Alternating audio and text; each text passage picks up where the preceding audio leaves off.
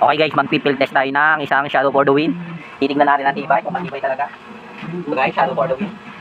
Ang line natin ay Ascot. Tingnan natin kung win ba talaga. Tignan natin kung win talaga.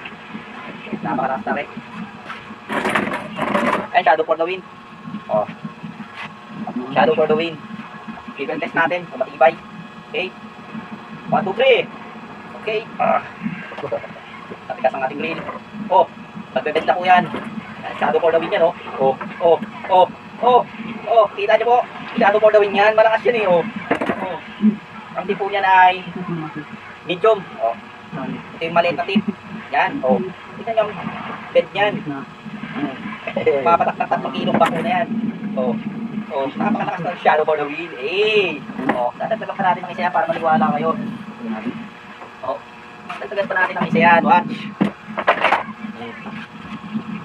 Oh. Kailangan natin ng Shadow for the Win kung ano ang lakas. Oh. Okay, matalo ba kayo? Game na! Oh, yan oh. Ano ah? Dalawa na yan guys.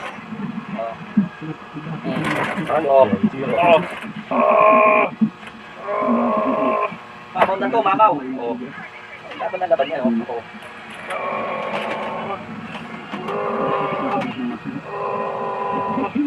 Kaya.